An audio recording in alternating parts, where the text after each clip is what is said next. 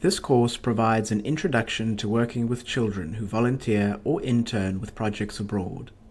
The UN Convention on the Rights of the Child defines a child as every human below the age of 18 years.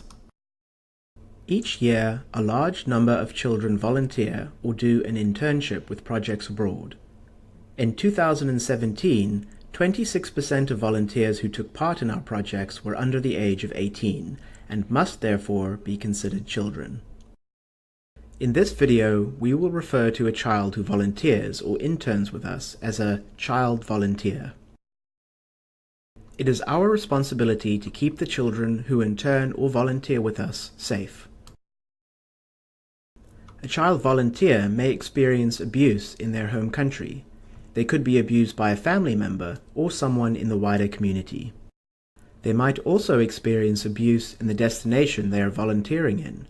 They could be abused by host families or hotel staff, our own staff, people they come into contact with at our placements, other volunteers, or members of the wider community. A child volunteer may also be abused online, by someone they knew already, or by someone they met online.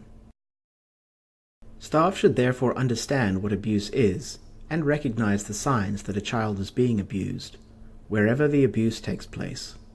If we can recognize abuse, we can take action to stop it. In this video, we will explain the different types of abuse so that you can recognize them yourself.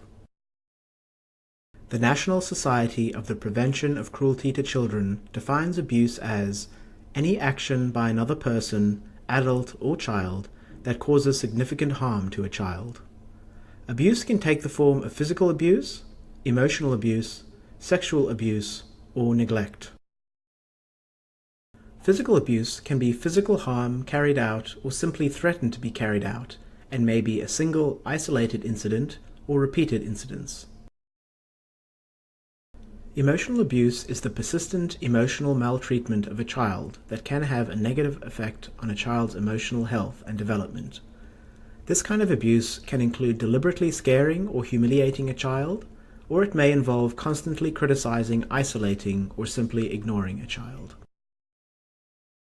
Sexual abuse is when someone forces or encourages a child to engage in sexual activity. Sometimes a child may not understand what is happening to them. They may not know that it is wrong, or that they are being abused. They may even feel that they have consented to this activity. Neglect involves the deliberate, persistent failure to meet a child's basic needs, including those relating to nutrition, shelter, and physical safety. Neglect may also refer to a carer's failure to act to protect a child. If we can recognize that child abuse is taking place and identify what type of abuse it is, then we can take action to stop it. If you recognize any of these types of abuse, it is your responsibility as a Projects Abroad staff member to report it to the country director without delay.